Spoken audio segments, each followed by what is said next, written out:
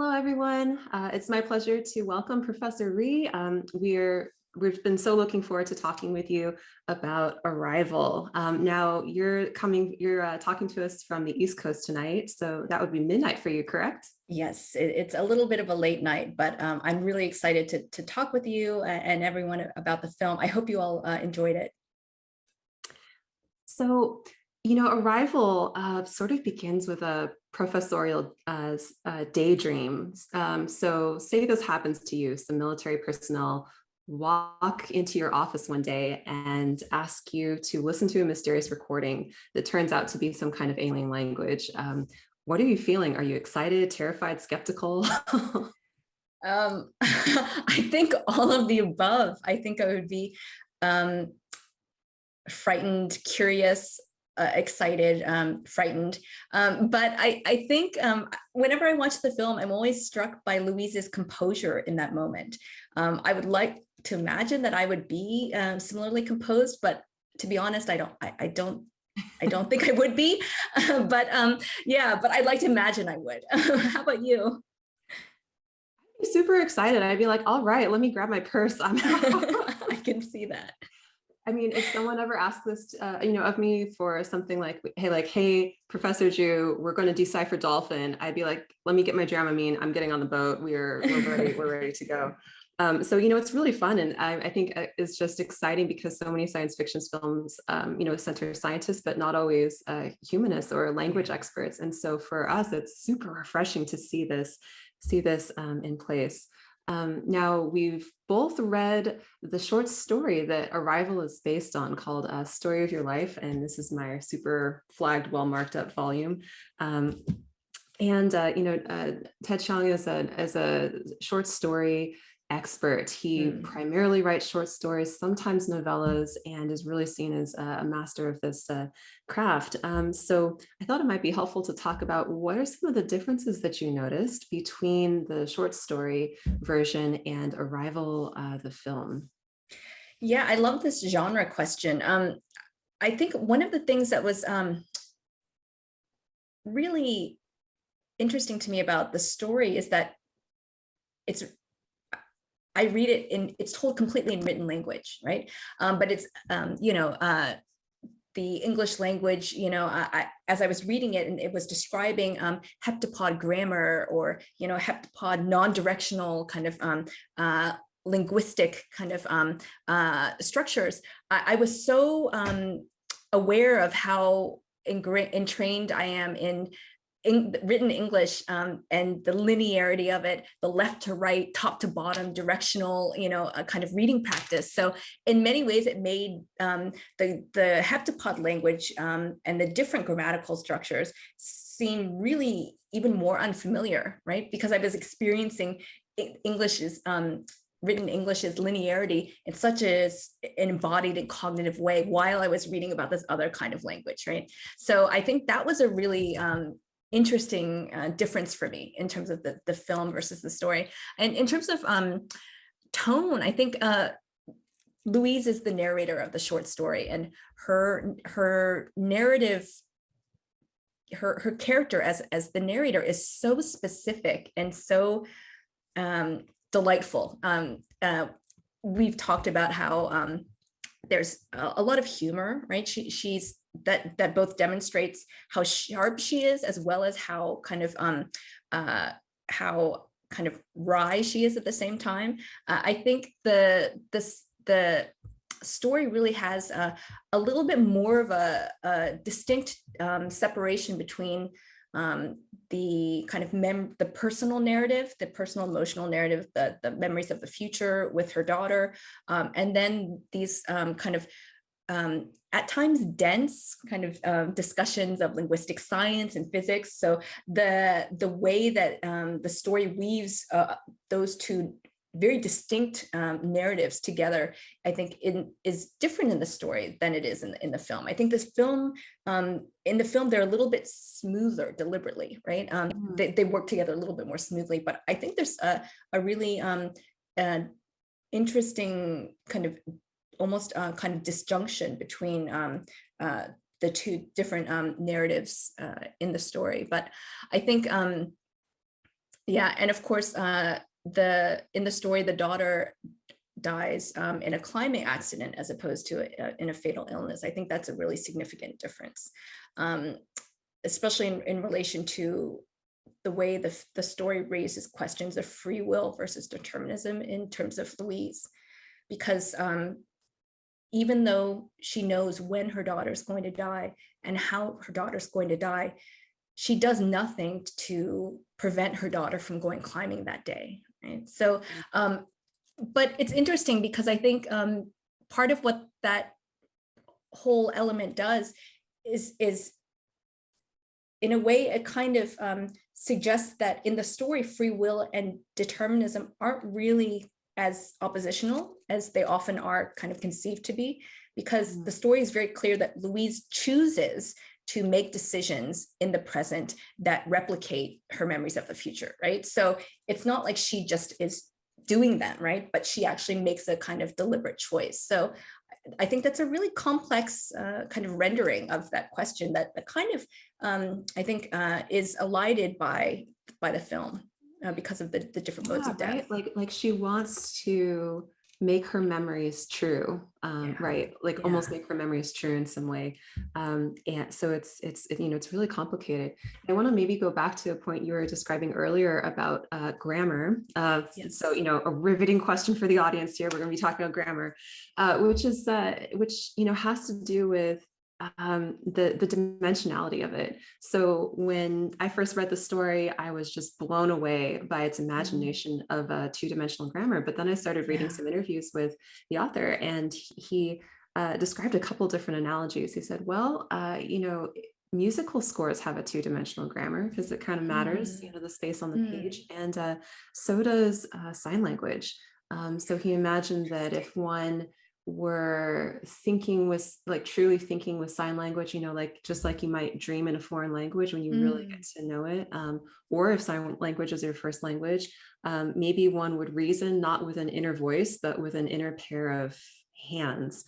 Oh, how interesting. Yeah, and that sort of struck me as just not the reference point I was necessarily expecting. And of course, there's actually some fun watery connections with this too, because you can take sign language underwater and still maintain perfect fluency. There's this group called Aqua Hands that is all about taking those who are fluent in sign language or deaf underwater so that they can still communicate really, really well.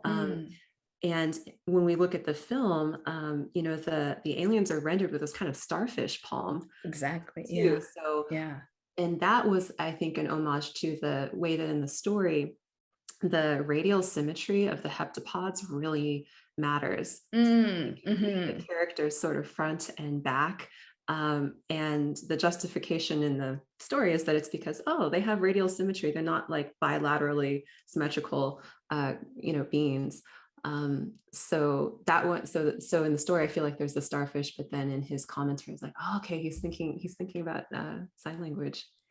Yeah, it's interesting to think about the translation then, because I think one of the things that always strikes me about the story is how Louise always insists on using kind of anthropomorphic terms to describe the heptapods, like speaking. She always insists on saying, this is how they're speaking, or, as opposed to communicating, right? I think speech and communication are two very, very different things.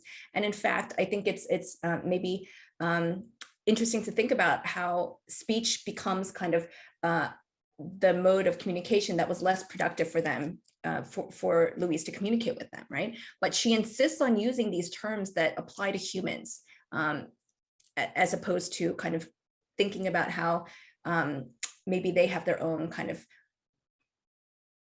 set of terms to describe very different kinds of practices, right? But yeah, there's something, but those interviews that you just mentioned really, I think it does, it resonates, because I think there is a way that throughout the story, the kind of difference between the two species, the human and heptapod species, there were a lot of ways that the story linguistically was kind of bridging those two, bridging the species difference. Mm-hmm. So that's interesting. Yeah, yeah. Now thinking about the speech question too, right? Like it's really hard to emulate the sort of booming heptapod speech. Maybe it sounds a little bit like a whale or an elephant. It's just, very echoing, and the scale is different too. I think in the story, I never thought the heptapods were quite that large, but also they send down the looking glasses to Earth, but the heptapods are still in some ship in outer space. So we never get like the comparison of the bodies that we do, I think, in the film. But moving on to this question of bodies, embodiment, another detail is that in the story, the names that they give the heptapods are flapper and raspberry. Like, a really different mode of humor than we get in the film, where there's just sort of like the film is very somber, right? Like the colors are all sort of bluish to begin with, and sort of muted. It's very dark. It was actually hard for me to rewatch on my computer screen in the middle of the day. But in the film, the heptapods are named Abbott and Costello. So this famous comedic pair, even though the film isn't maybe as actively trying to evoke a sense of humor. So I wanted to ask you about a sense of humor. So, sort of in the short story version, there's this often play between the mother and the daughter, and as Louise is remembering her daughter, a lot of the moments are comic. They're about some mother-daughter tension, and I was wondering what you made of those, or the way that you could almost see her jokes as dad jokes, even though she's the mom. Yeah, I love that. I love that idea about dad jokes in the story. I know you've been thinking about this a lot. Can I ask you to maybe start and define dad jokes, and then talk a little bit about how they play out in the story? I can define dad jokes, but I did flag one, so I'm going to go ahead and read it right now. So this is from, well, I guess it doesn't matter where, because the story jumps around temporally anyway, but somewhere in the middle of the story. There's a joke I once heard a comedian tell. It goes like this. I'm not sure if I'm ready to have children. I asked a friend of mine who has children, suppose I do have kids. What if when they grow up, they blame me for everything that's wrong with their lives? She laughed and said, what do you mean, if? That's my favorite joke. And so this is Louise speaking. So that's her favorite joke. So, there's something, and this is the end of one of the sections that, we're talking about how they alternate. I think there's something about punchlines, right? Like, so to tell a joke really well, you need to know the end and what's happening. So how similar is that to thinking in heptapod writing, where you know what's going to happen, and you actualize it anyway? How similar is writing in heptapod to being an author who knows the end of the story? Writes to get it there. I love that. Yeah, I was thinking about humor as well in terms of heptapod time, right? How does heptapod's nonlinear time kind of speak to the temporality of a joke? So I think it would work differently for somebody who's telling the joke versus the person who is listening to the joke, or in the case of dad jokes, often made to listen to the joke, right? So I think they're knowing the end of the joke ahead of time would kind of ruin the experience of the joke, right? With the dad jokes, it's the kind of the punchline that always makes someone groan. Oh, that's so corny. That's so that's so not humorous, right? So another major difference I think I see in the story is, and this has everything to do with this question of humor for me, is the idea of the unknown. I think the story really kind of really makes sure to kind of leave the reader with the sense of the unknown in a way that the film doesn't. And in part, this is because in the story, the reader never knows why the aliens came to Earth, right? In the film, that is made very, very clear, right? So in the story, that's not part of it. But I think there's, in the story or in the film, it's the description of why the aliens came to Earth, but it's also, for me, this moment when Louise is able to read heptapod language and begins to experience heptapod time, it turns into a kind of mini superhero narrative in that moment, right? When all of a sudden it turns into this action sequence when she's running down the hall with the sat phone, and she's being chased by various military personnel, and there's a time limit that she's racing against the clock, and she locks herself in a room in order to call General Chiang, right? And what she's able to do is use her new superpower, right? Her kind of ability to see the future, to save the world by kind of bringing everybody together, right? So there was a really, so for me, that really spoke to a way that the film was, in the film, the possibility of the unknowns really recedes. It's really just about how Louise has the ability to know everything, right? But I think the story maintains that even though Louise knows about her future, her daughter's future, her relationship with Ian, the Ian character, the story still insists on the unknown as a really fundamental aspect of human experience, in a way I think that the story doesn't, or that the film doesn't. So going back to the whole aspect of humor, I think the jokes in the story are a big part of making sure that is another way of maintaining the presence of the unknown, at least for the person who's meant to be listening to the joke. Yeah. I think there's also something about the unknown in, even if you know that something's going to happen, you don't necessarily know how you're going to feel when you get there. So for our students in the audience, think about your graduation from UCSD. You know what's going to happen, but what are you going to be feeling that day? Are you going to be feeling really, really excited, really sad, a mixture? It's sort of hard to say. And in the short story version, Story of Your Life, Louise actually ends on something similar too. She wonders if she'll be at sort of a minimum or maximum of joy or pain when she, like, at different points in her daughter's life. And I think that the jokes are somewhere where the joy comes out, and the pain is sort of this undercurrent, just expecting that and having this foreknowledge that her daughter's not going to outlive her. So I think there's something really pleasure. We're making a case here for you to please read the story. Yes. There's something really interesting about the power of language to actualize, or the unknown of what you're going to feel when you get to a certain moment, that I think is also part of this bigger craft of getting to what's possible to know or not in the story. That's very different from superhero Louise compared to the careful version of Louise with lots of humility that I think we find in the story. Yeah, and that's such a good point about the ending too, because the ending ends with Louise's uncertainty, right? The things that she still can't know, even though she can see the future. So I think in many ways, I think that's really a really significant aspect of the story.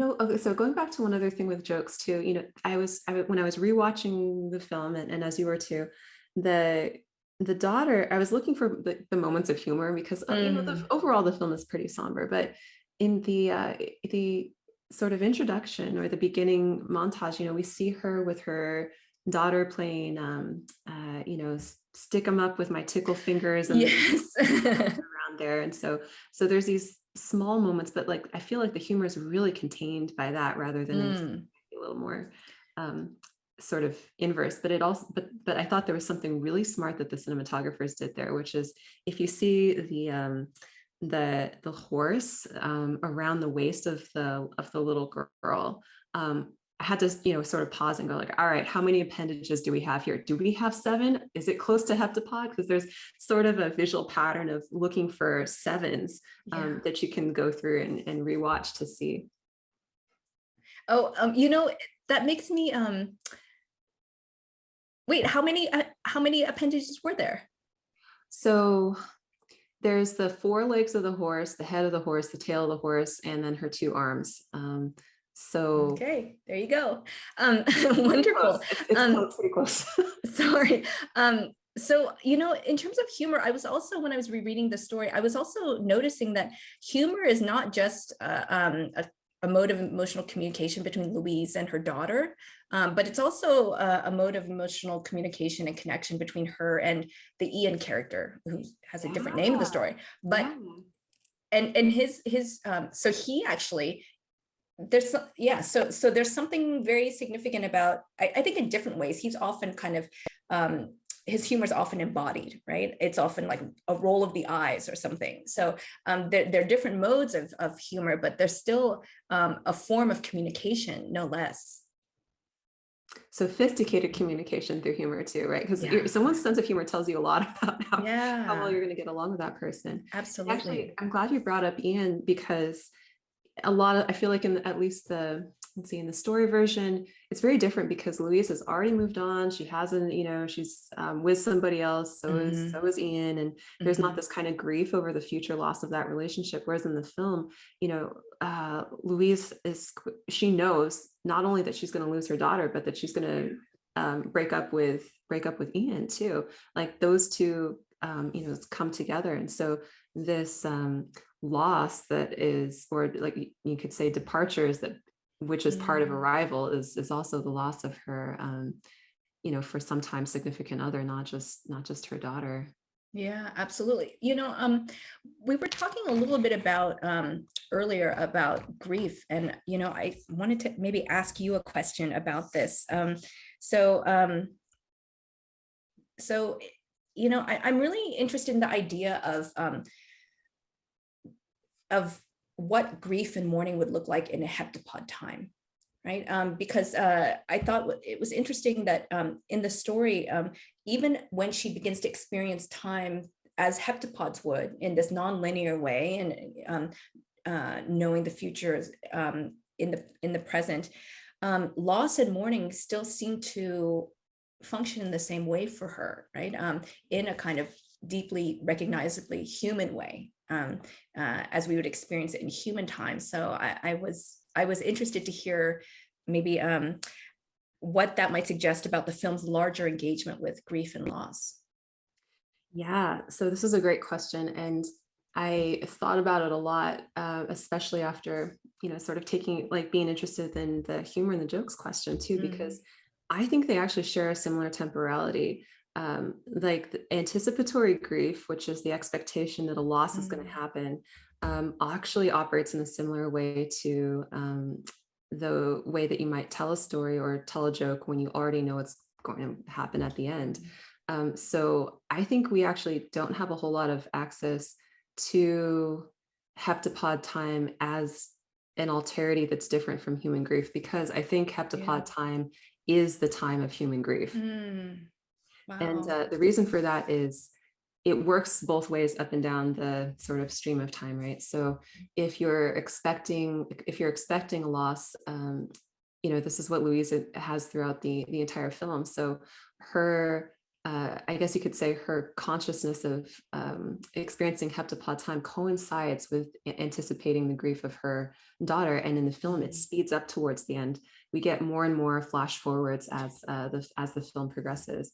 But the time of grief and loss also goes the other direction too. So after the moment of grief and loss, one is always kind of experiencing the sort of flashbacks to different moments from one's life from that time. It's patchy, it's non-sequential.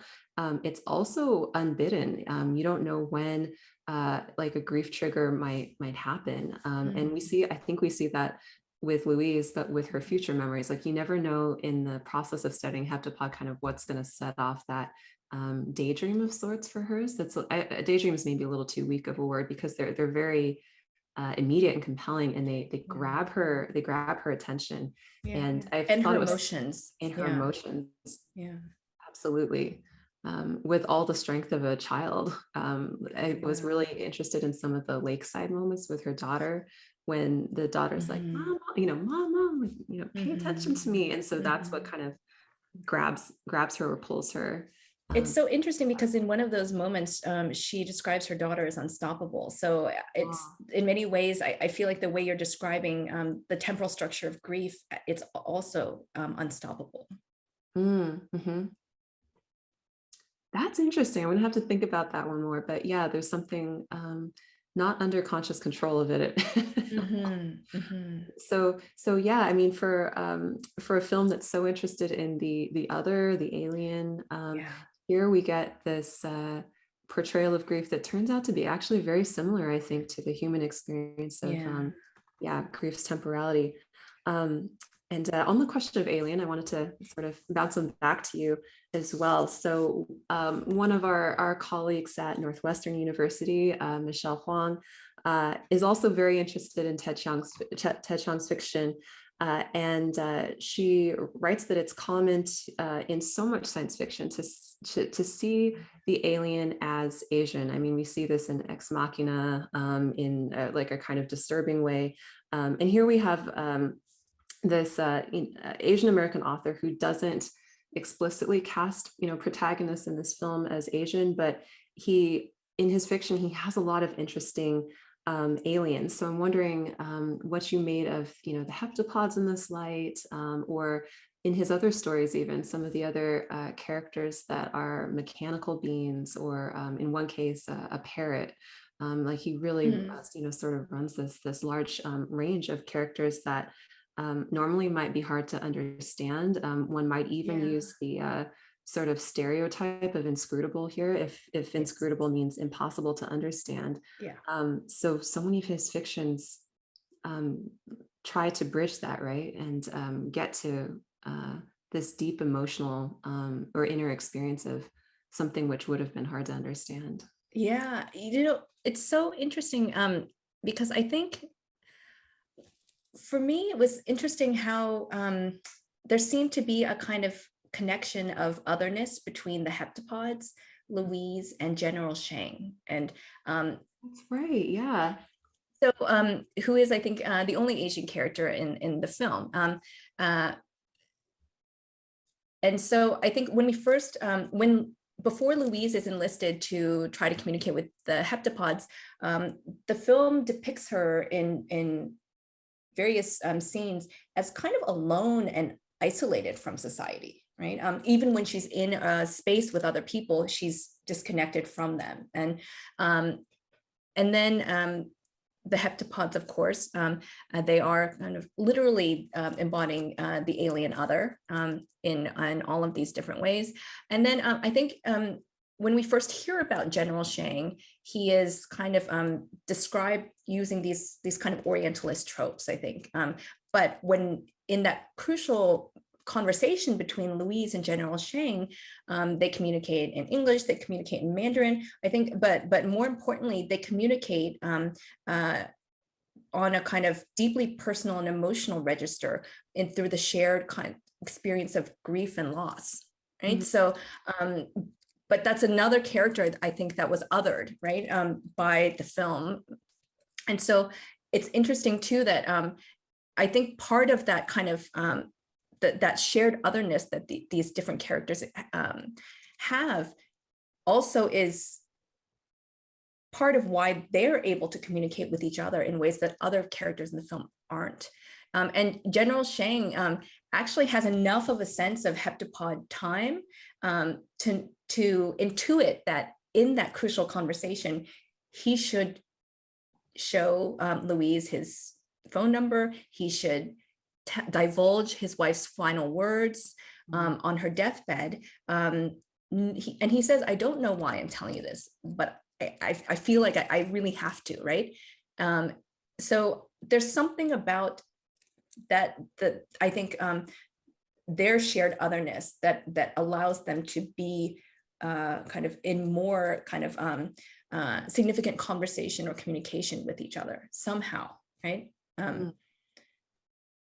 Yeah, right. Like that's almost the precondition for the kind of curiosity or openness to begin to open to heptapod, or to begin to open to each other. And I was also reminded of one of the scenes where Ian and Louise are sort of chatting in the dark, in the like one of the military truck beds, and Louise and he are sort of joking around a little bit. And I think she says something like, just because you study communication or know it really well doesn't mean you won't end up single. So it sort of becomes flirtatious, and is also the beginning of like, hey, we're both loners, but there's some other, I mean, they have this amazing shared experience of being sort of isolated in the military camp, and then trying to decipher an alien language. So I mean, pretty good bonding experience if you can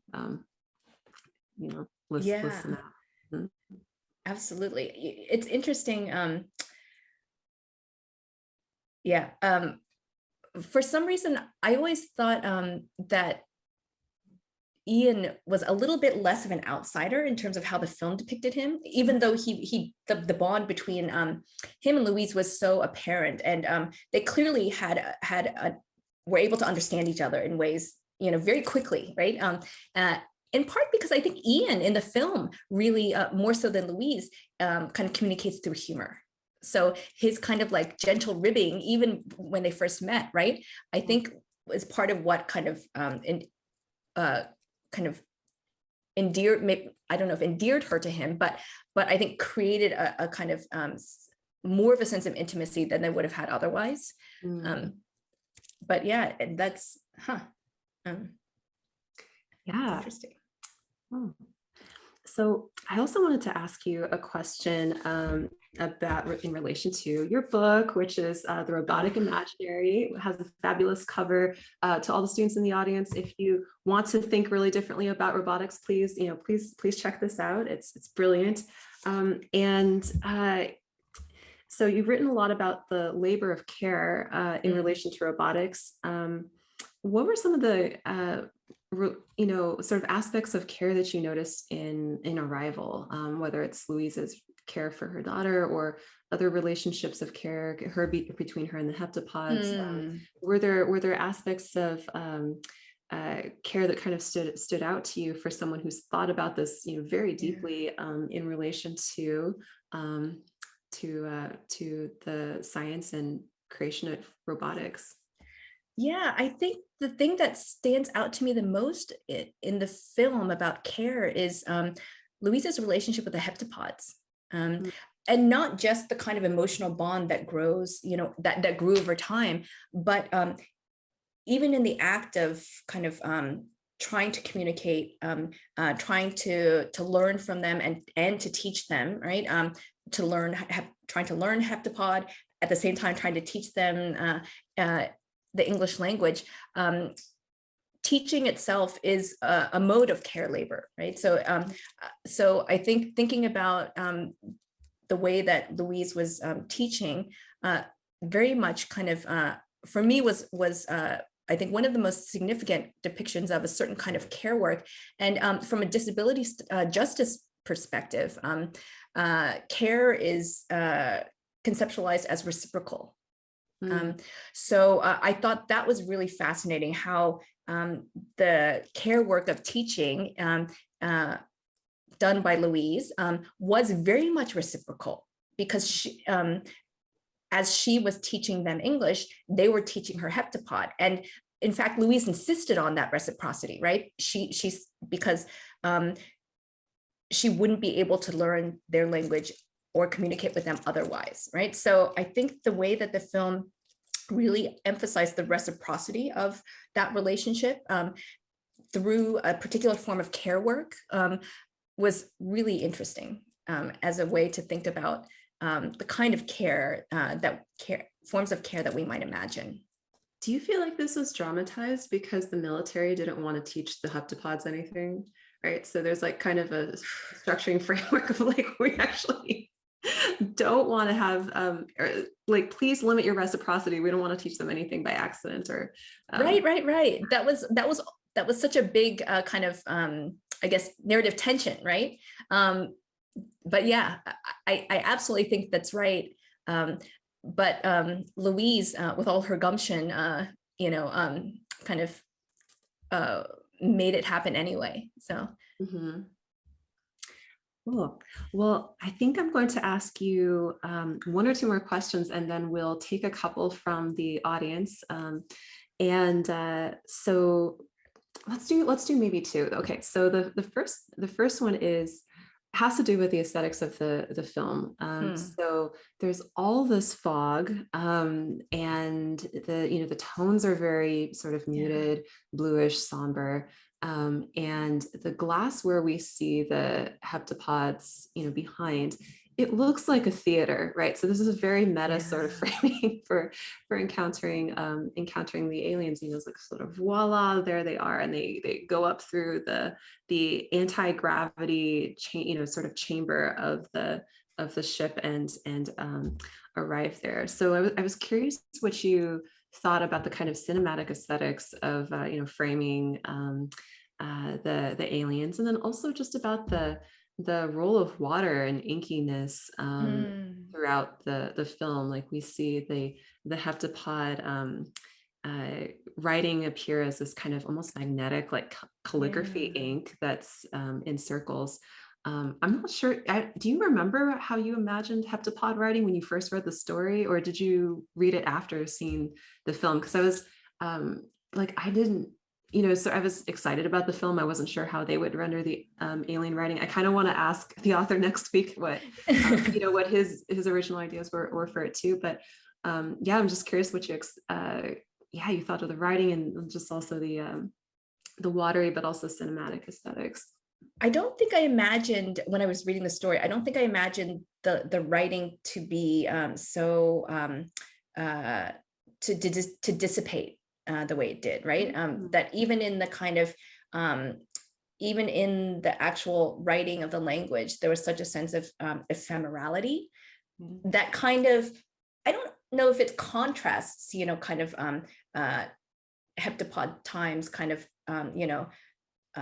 more like kind of elastic sense of time, right? But I think I was surprised by that. I thought it was beautiful. I really loved how it was rendered, but that's not what I think what I was expecting when I was reading the story. But in terms of the aesthetics of that scene, the very slow, but to me very affecting scene when they first go into the anti-gravity space, and they get all turned around, and even in that scene when Louise is directly in the heptapod space, I kept thinking about how disorientation was such a big part of the film. It seemed like such a central concept, right? And it was really kind of enacted in a very specific way in that moment. And I know that you have written a lot about oceanic orientation. So I would love to hear your thoughts on that particular scene and the idea of orientation, disorientation. Oh, I loved it. I mean, I think there's so many moments in the film that give you a kind of vertigo or almost nausea. Like Ian's character throws up, after he that's right. Has experienced this different sense of gravity, and he's like, I think, kind of the last one off the ladder too. And in one of the scenes where he looks back down, but of course it's not down anymore, it's to the side. And when they finally get to the heptapods, they're sort of on the roof, as opposed to here. And I think that the film just has a really nice play with orientation and gravity that echoes something that is more explicitly said in the story, which is that the heptapod writing can be read from any orientation, because they themselves are radially symmetrical and can kind of orient in that way. And for me, what this really brought, drew importance to was the significance of the body as a source of knowledge, because in maybe a more common scientific sense, like knowledge pre-exists somewhere, it's in the cloud, it's not necessarily, I hate to say grounded, but like it's not necessarily materialized. But for all these linguists and the military personnel who come in, and the tech team that assists them with all these screenshots of the heptapod writing to try to analyze it, the people doing the work here, so like Louise and Ian, they physically have to go and demonstrate walking and reveal themselves from outside that, you know, terrible convention of the hazmat suit, that super orange hazmat suit. So, so I think that the process of learning heptapod draws attention to the way that embodiment matters for the for all kinds of knowledge, and that's, I think, what really stuck for me. That I love that, because, and I'm thinking about that moment when Louise is in the same physical space as Costello, Abbott, after Abbott passed away. And Costello writes something, and she literally puts her hands in the ink, right? So, and that's, after that is when she's the memories of the future really started speeding up, right? And in that moment, I think Costello says, you know, Louise sees the future, right? Essentially, it felt like a kind of culminating step in the process of her really being able to kind of both read heptapod language and experience heptapod time. So I think, yeah, but yeah, the movie really does kind of only initiate that step after she comes into physical contact with the ink. I think maybe Costello should have said Louise feels the future. Right, sort of like a braille or tactile sense, right? Like that has some comprehension. I love that. Apprehension of the future.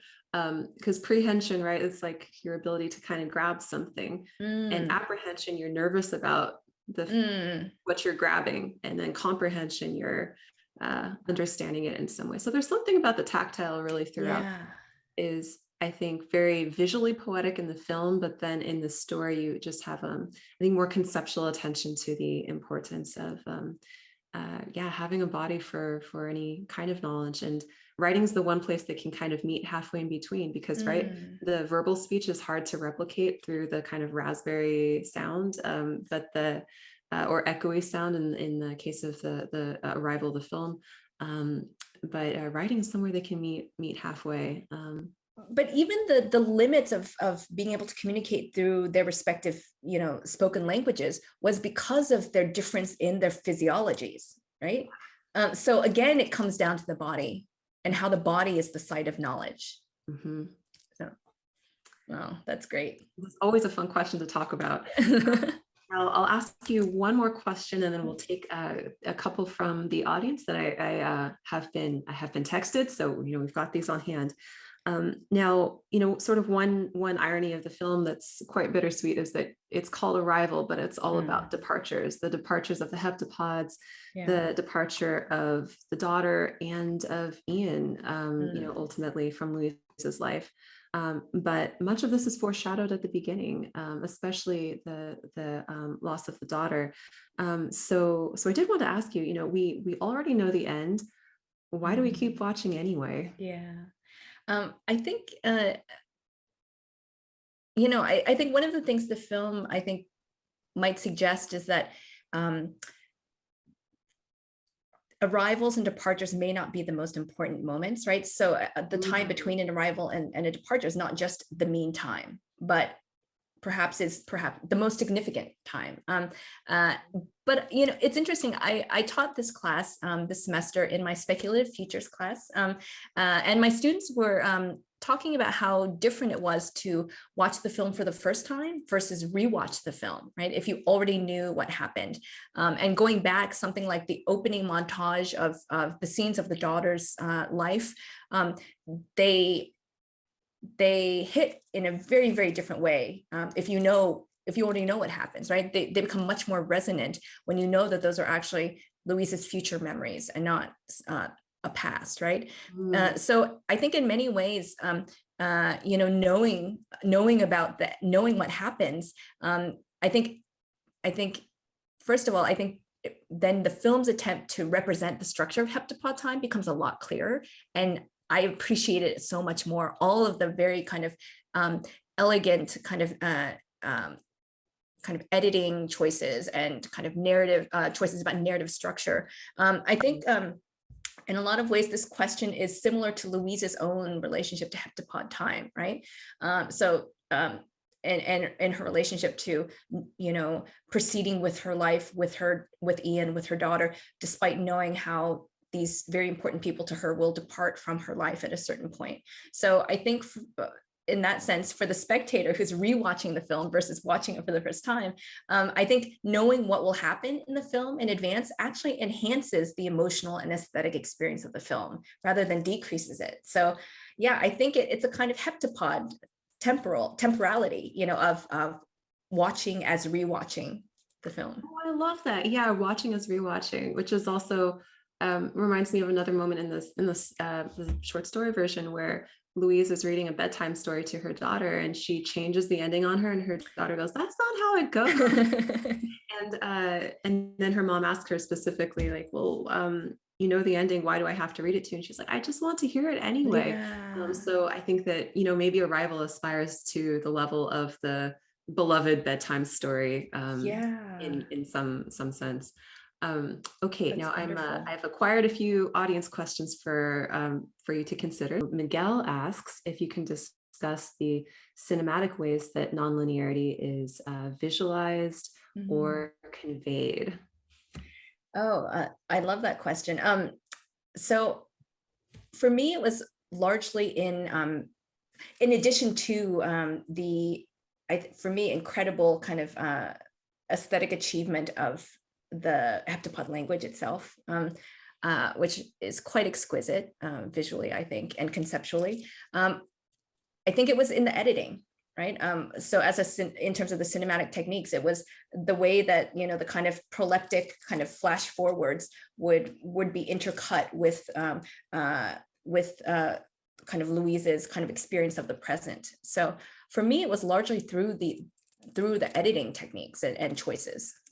So how about you, Professor Jue? What did you think? That's great. I thought there were also some smart ways. I mentioned the way that the horse costume around the daughter was, circular. But another part I noticed too is that on the campus, there were a couple really smart shots where there was a circle and then 7 spokes coming from the wheel as well. So I think if like a careful viewer could look and see also the way that, some of the composition or environmental elements of some of the shots was also very much circular. So not just the way that heptapod writing was visualized as a kind of calligraphy circle, but also in those moments too. And I think there's nonlinearity, but there's also, we were talking about gravity as well. I think that floating is kind of a nice way to get off the line. And so the moments where Louise, the one moment where Louise goes in the alien shuttle of sorts to go meet them and have her contact moment, looks a lot like floating, what they did to her hair. But I don't think the camera follows her because the camera sounds like it's behind glass. So I think she goes, but I don't think the camera goes. I think interesting. That's really interesting. If you just pay attention to the sound. Yeah. Okay, looks like we have a few more here. Courtney Poon wonders if you could talk more about the significance of the bird and particularly whether it also appears in the story. Oh, I believe the bird appears in the story. Do you remember precisely? I actually don't remember. I think it did, but I can't remember clearly. I agree that the bird is is such an interesting presence, not remarked upon, but the canary in the coal mine, right? In a way, this is the bird's function was to serve as a future warning, right? A kind of acquired through its own embodied knowledge of whether the atmosphere was breathable, right, or safe for I guess living beings or certain kinds of living beings in that space. So I think it was another mode of that kind of thinking about the way that the future and the present in the film kind of these moments where it's collapsed, right? Because the bird would experience the if the air became more dangerous before humans would. So it's like being used as a kind of barometer or technology, but even more precise, I think, than those, because it can't fail. Like, it's going to tell you if it's not happy, if it's like struggling or not. And so in that way, it's also like deeply predictive.